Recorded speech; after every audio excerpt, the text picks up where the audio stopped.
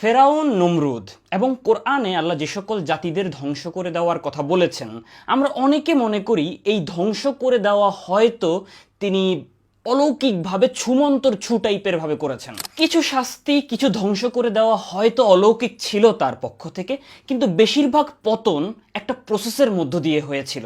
ওই প্রসেসটা ঠিক এই রকম কটকটে বাস্তব ছিল। ওই সময়ও একই সূর্য ছিল, একই আকাশ ছিল, একই চন্দ্র ছিল, একই বাতাসে মানুষ নিঃশ্বাস নিত। এখন অবশ্য একটু দূষিত বাতাস। মানুষের মনে এই রকম ভীতি ছিল, মানুষের মনে এই রকম আশা ছিল। আল্লাহ চাইলে এক বলায় ফেরাউনকে ধ্বংস করে দিতে পারতেন, কিন্তু না, তিনি একটা প্রসেসের মধ্য দিয়ে তিনি ফেরাউনেরও টেস্ট নিয়েছেন, মুসা আলাইহিসসালামেরও টেস্ট নিয়েছেন, বনি ইসরাইলদেরও টেস্ট নিয়েছেন। আল্লাহ মানব জাতির এক দলকে দিয়ে আরেক দলকে শায়েস্তা করান। আল্লাহ সকল ক্ষমতার মালিক, তিনি যাকে ইচ্ছা তাকে ক্ষমতা দান করেন, যাকে ইচ্ছা তাকে ক্ষমতাচ্যুত করেন। আল্লাহ চাইলে অন্তরে স্বাভাবিকের চেয়ে বেশি ভীতি সঞ্চার করে দিতে পারেন, আবার চাইলে স্বাভাবিকের চেয়ে বেশি সাহস দিয়ে পরিপূর্ণ করে দিতে পারেন। চিন্তা করেন, 15 বছর ধরে কষ্ট করে গড়া ন্যারেটিভ আল্লাহ 15 দিনে ধূলিসাৎ করে দিয়েছেন।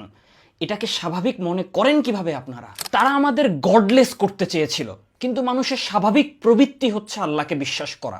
এই জন্য তারা 5 জনকে গডলেস করতে পারলেও আল্লাহ 10 জনকে বিশ্বাসী বানিয়েছেন। এই ব্যাপারটা অনুধাবন না করতে পারলে ব্যাপারটা খুবই দুঃখজনক আপনার জন্য।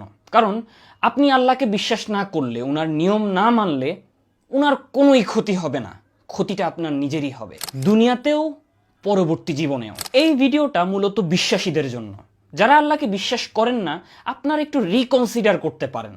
আপনারা কোরআন অর্থ বুঝে পড়ার চেষ্টা করতে পারেন। আপনার অন্তর পরিষ্কার থাকলে আল্লাহ হয়তো আপনার অন্তরের চোখ খুলে দিতে পারেন। যারা বিশ্বাসী তাদের জন্য কোরআন অর্থ বুঝে পড়া আরও আবশ্যক।